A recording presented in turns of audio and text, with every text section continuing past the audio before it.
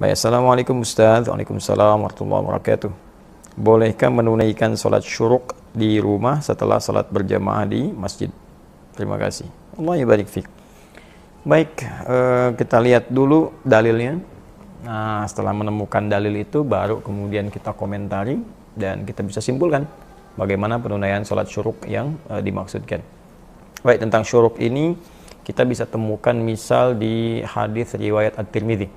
Ya, nomor hadis 586 dan status hadisnya insyaallah sahih. Baik, disampaikan dari sahabat Anas bin Malik, ini yang paling populer ya.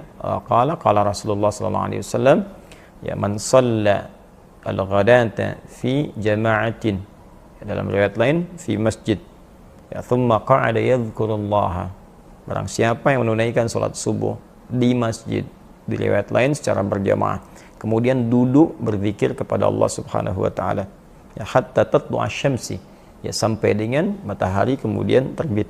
Di riwayat lain ila subhatid duha, di awal waktu duha. Kemudian thumma yusalli rak'atain, kemudian dia menunaikan salat 2 rakaat, fakana alaihi ka ajri hajjin wa umratin, maka dia mendapatkan pahala senilai haji dan umrah. Dan disampaikan dari Rasulullah SAW, tammatun, itu sempurna. Demikian diantara bunyi hadis yang populer kita dapatkan bahwa pertama, syarat untuk bisa menunaikan salat ini disebut dengan syuruk. Ya, kita definisikan dulu, salat syuruk itu adalah salat yang ditunaikan di awal waktu duha. Ingat, di awal waktu duha. Jadi duha itu nanti ada awalnya, ada pertengahannya, ada akhirnya. Nah, awal duha ini disebut dengan syuruk. Ya, sekitar 1 tombak bayangan, yaitu ukuran setombak, setinggi 1 tombak setelah matahari terbit. Jadi begitu matahari terbit, ya, sekitar ukuran mungkin sekitar 15 sampai 20 menitan lah.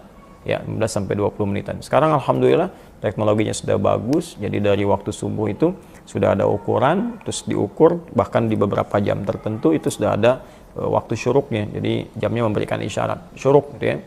Ya, kurang lebih kalau dari subuh itu mungkin sekitar 1,5 jam lah amannya, 1,5 jam itu dari subuh. Jadi kalau sekarang subuhnya misalnya 4.33 untuk waktu Bekasi, ya kita ambil mungkin sekitar jam 6 ya, jam 6 lewat 3. Nah, itu waktu yang paling mungkin bisa sesuai dengan waktu syuruk untuk kondisi saat ini.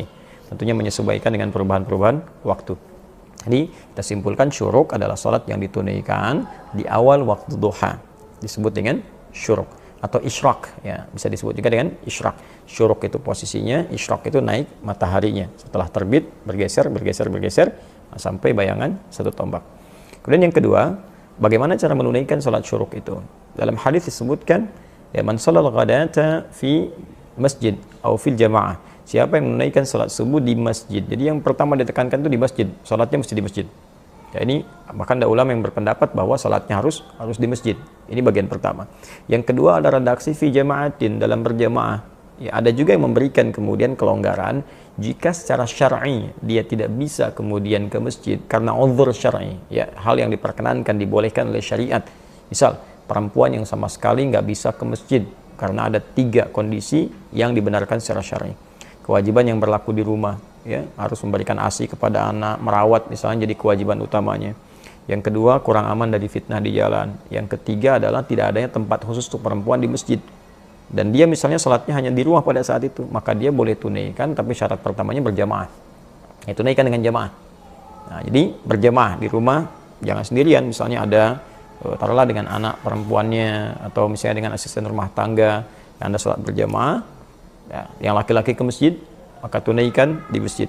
Nah, setelah selesai menunaikan sholat ini, kemudian thumma qa'ada yadhkurullah, nggak langsung pulang, duduk di situ berzikir kepada Allah Subhanahu wa taala, duduk. Nah, jadi dalam duduk ini selesai sholat, Anda duduk di area masjid, yang penting masuk area masjidnya, ya, dan tidak terlampau menyulitkan juga. Jadi mohon izin kalau mungkin saya agak sedikit berbeda pendapat, boleh dikatakan juga mungkin kurang sepakat dengan yang spesifik mengatakan tempat duduknya harus di situ aja, nggak boleh bergeser ke tempat lain. Jadi kalau Anda di sap pojok kanan misalnya, di situ nggak boleh geser kiri, nggak boleh geser tengah, itu sesuatu yang menyulitkan menurut kami. Ya, kita menghargai pendapat teman yang lain dan tidak perlu juga kemudian saling menyalahkan, tapi saya pribadi barangkali akan lebih menguatkan yang sifatnya fleksibel selama berada di area masjid. Jadi tidak ada masalah kalau harus geser ke kiri atau misalnya ke tengah. ya, atau misalnya ke area masjid di pojok sepanjang masih masuk dalam area masjid, karena agama itu meringankan, tidak menyulitkan, dan tidak ada spesifik juga nas dari Nabi mengatakan nggak boleh pindah-pindah, tidak. Yang ada adalah isyarat bahwa selama itu di area masjid dan berzikir kepada Allah, atau dipahami yang di ayat Ali Imran itu, ya, yang di ayat 190 sampai 191.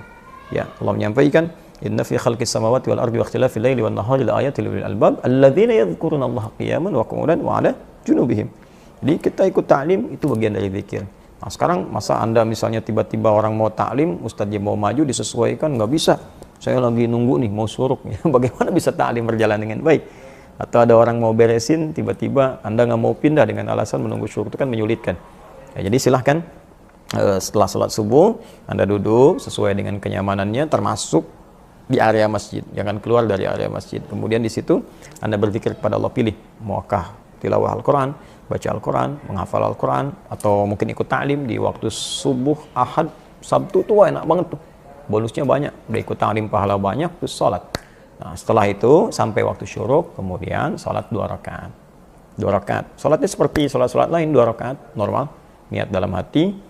Ya, kemudian setelah itu bertakbir seperti biasa, ya iftitah, kemudian baca Al-Fatihah, baca surah. Ya, silahkan dibaca yang paling meringankan. Boleh baca Ad-Duha, setelahnya Alam Nashrah, atau misalnya Al-Kafirun, setelahnya Qul Huwallah, silahkan yang paling ringan. Ya, setelah itu salam, Anda berdoa kepada Allah, minta kemuliaan-kemuliaan, minta keikhlasan, minta Allah berikan pahala, ya, minta kebaikan-kebaikan. Nah, setelah itu insya Allah seperti keikhlasan kita lakukan, dan Allah berikan berkenan apa yang dijanjikan melalui lisan Nabi sallallahu alaihi wasallam. Ya, fakana alaihi ka ajri hajjin wa umrah. Dia dapat pahala senilai haji dan umrah. Sempurna.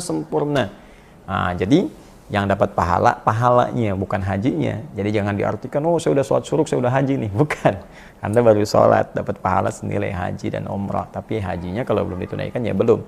Ya, karena ada perbedaan-perbedaan spesifik nanti dengan sisi lainnya. Karena itu, karena pahalanya besar, maka ibadahnya pun ada tantangan. Ya, kalau pahalanya mungkin nggak terlampau besar, ya Anda bisa kerjakan dimanapun. Ya, tapi kalau pahalanya tinggi senilai haji kan nggak mudah. Ya, perlu mengumpulkan uang dulu, tenaga dulu, berangkatnya butuh kesehatan, maka Anda pun harus ada pengorbanan. Apa diantaranya? Ya, sholatnya nggak bisa dari masjid, kemudian misalnya tunaikan di rumah, harus di masjid, tunggu dulu. Ya, investasi dulu dengan waktunya, tenaganya, tambah ibadah lagi.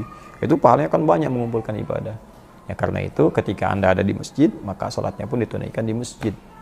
Ya, dalam keadaan di rumah, kalau memang bisa ke masjid tapi memilih di rumah, maka tidak berlaku syuruknya. Kecuali tadi dalam kondisi nggak bisa ke masjid karena uzur syar'i. Anda dinas tiba-tiba ke gunung atau di area sekitaran pantai, atau misalnya sedang ada yang eksplorasi minyak, ya, ke lepas pantai misalnya, nggak menemukan masjid di situ, ya itu berjamaah.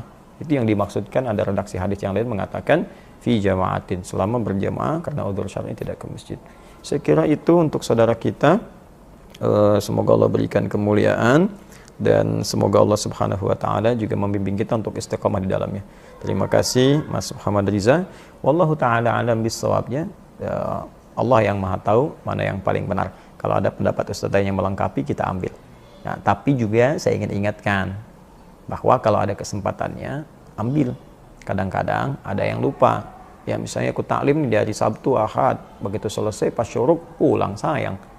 Atau ada yang ngobrol-ngobrol. Ya, ngobrol memang nggak dosa, nggak dilarang, cuman pahalanya ya sayang aja nggak dapet. Ya, zaman Nabi pernah ada demikian. Jadi ada seorang tabi'in pernah bertanya kepada sahabat Jabir. Ya, pertanyaannya sangat menarik. Itu ada di hadis Muslim nomor hadis 670. Ya, ditanya apakah Anda pernah menemani Nabi SAW? Ya, maksudnya menyaksikan sholatnya Nabi. Spesifik lagi tentang sholat syuruknya Nabi. Ya, kata beliau, saya sering menemani Nabi SAW. Ya, artinya mengikuti Nabi lah ya, beraktivitas terutama sholatnya. Dan beliau melihat bahwa kebiasaan Nabi itu pada subuh itu nggak pernah keluar dari tempat beliau sholatnya. Ya, artinya beliau di situ berzikir kepada Allah sampai tiba kemudian terbit matahari. Ketika terbit beliau sholat 2 rakaat. Ketika meninggalkan tempat sholatnya itu, beliau menyaksikan beberapa kalangan sahabat sedang duduk ngobrol tentang mengenang masa-masa mereka di jahiliyah. Ya, kalau kita sedang canda gurau sampai mereka ada yang tertawa. Ya, ada yang tertawa canda. Apa respon Nabi? Nabi senyum aja. Senyum itu indah sekali Nabi. Ya, nggak marah-marah misalnya atau apa, tidak. Nabi mencontohkan dengan praktek sehingga orang bisa melihat kenapa Nabi duduk terus setelah itu sholat. Terus orang nanya, ada pahala besar loh gitu. Ya kan kita tidak harus mesti nyalahkan orang, atau kita harus mesti misalnya mohon maaf bersikap kasar pada orang. Kalian ini apa begini, tidak. Berikan akhlak yang baik. Contohkan, mungkin kita salami, Masya Allah, apa kabar, Assalamualaikum, kayaknya ramai nih ngobrolnya. Iya, baik, saya pamit dulu ya. Kalau nanti sempet jangan lupa ya, syuruk, pahalanya banyak gitu. Nah itu akan lebih baik gitu, lebih istimewa. Saya kira itu, semoga Allah muliakan. Mohon maaf. Assalamualaikum warahmatullahi wabarakatuh.